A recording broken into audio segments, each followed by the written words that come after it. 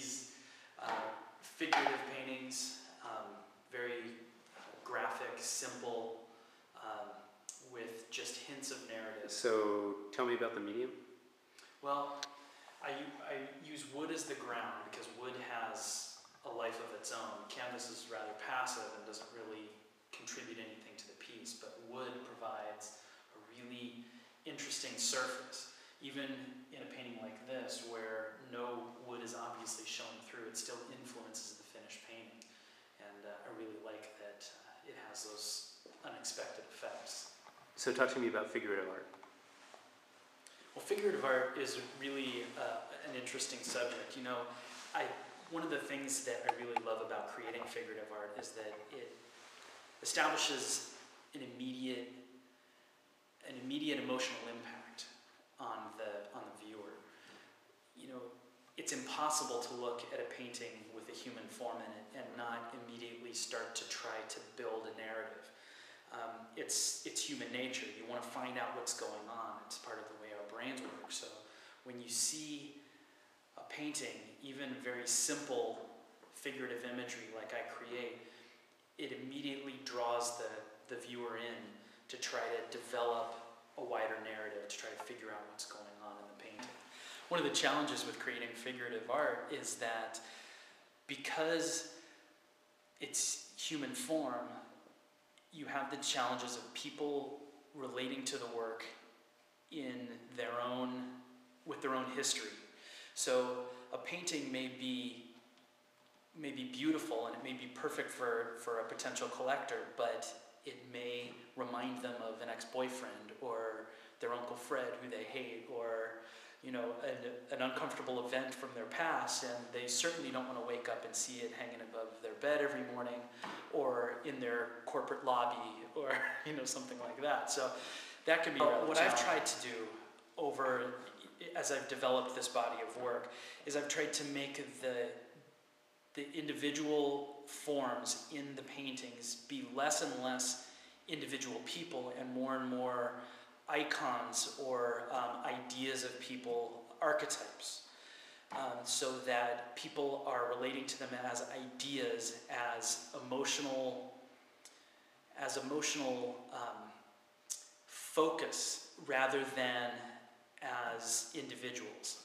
I'm not a portraitist, so I'm not painting individuals and all of their individual characteristics. I'm painting the idea of a person, the idea of a woman, the idea of a man in despair, the idea of a woman in ecstasy.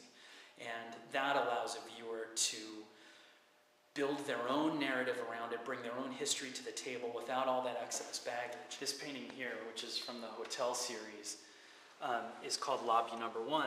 And as I created it, what I was picturing is, these people are waiting for the shuttle to the airport, or they're waiting to check in at a hotel, or they're just relaxing before their dinner reservations or something.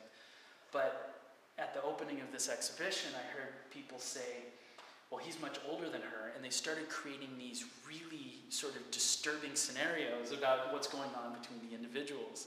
He's preying upon her in some way. And because her head is bowed a little bit more, she looks a little bit more submissive. He looks very calm and proprietary. And I thought that was very fascinating.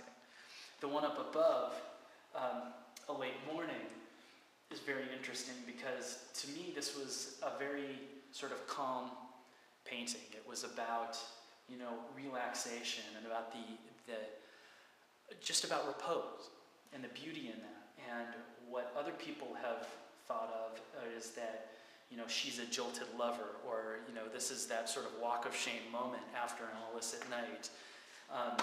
In fact, a collector of mine told me that this painting, he wanted to buy it for his girlfriend because she sleeps with her arms behind her head, and so it related in a very intimate way to his particular story.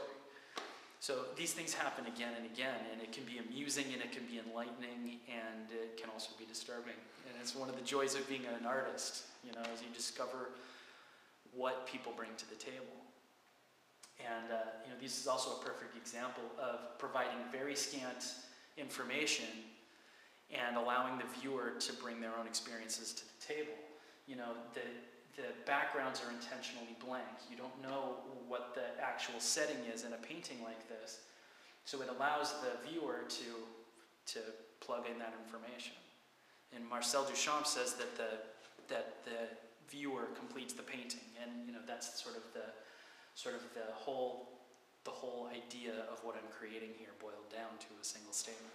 The day before I left my day job, an architect who I had been working with told me that as soon as you change your focus, as soon as this old life is behind you and you focus all of your attention and all of your power on your new endeavor, things are going to start to happen.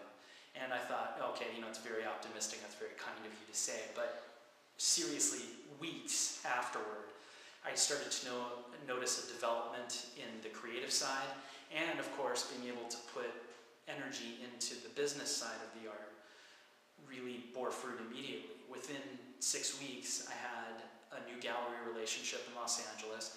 I was being massively productive in the studio, and I had sketch upon sketch backed up waiting to be realized in paintings. So he was right, and things have really rolled since then. You know, there's certainly been ebbs and flows as far as momentum goes, and I anticipate that continuing. But things have continued to build, and I'm at a point right now that's very exciting. I feel like I'm on the edge of something. So what were you doing before? I was slinging carpet. You were a carpet salesman. I was selling carpet for a major manufacturer, selling to architects and designers and corporations. And it's a much different world. Although, you know, a lot of that skill set has certainly come in handy in slinging art. So what's the most important skill that you brought along? Basically, to have no fear. You know, what you learn in sales is don't be defeated. The only person who can defeat you is yourself, and you got to get out there and keep at it, and you know, don't let your feelings be hurt. So. Yeah, you're doing.